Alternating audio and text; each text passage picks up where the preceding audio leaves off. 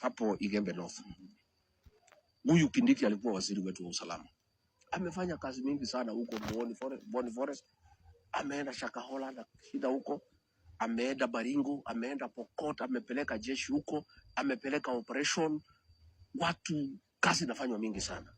Lakini Igembe hakuna kazi inaendelea. Nikaita Kindiki na nikaita Kome. Nikamwambia Kindiki, mimi ni Mumeru.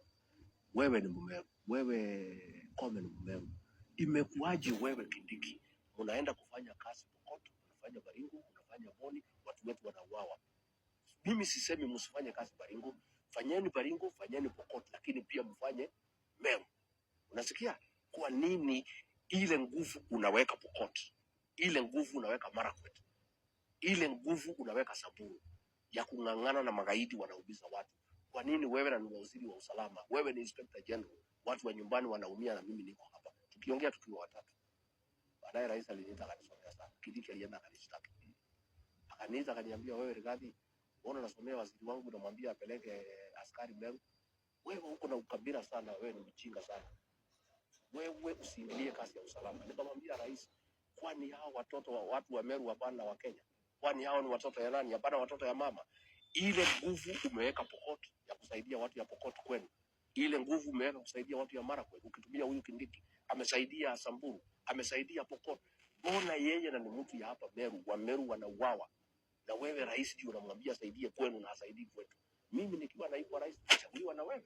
Mimi nilienda Meru nikakutetea. Nikifika Meru watu wananiuliza maswali. Na watu wananiuliza maswali. Wewe ni naibu wa rais. Waziri wa Interior ni Kindiki. Inspector General ni Kome. Mbona tunauawa?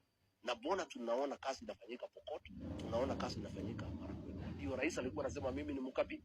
Lakini mimi Martin, ningeambia nini watu ya Meru wakiniuliza swali? Wakiniuliza wewe Rigathi, tulikuchagua, ulituambia tuchague yule mtu. Mbona sisi watu ya Meru tunauawa? Mbona hakuna operation katika Ilembe? Mbona operation inafanywa Samburu? Mbona operation inafanywa Marakwet? Mbona operation inafanywa Pokot?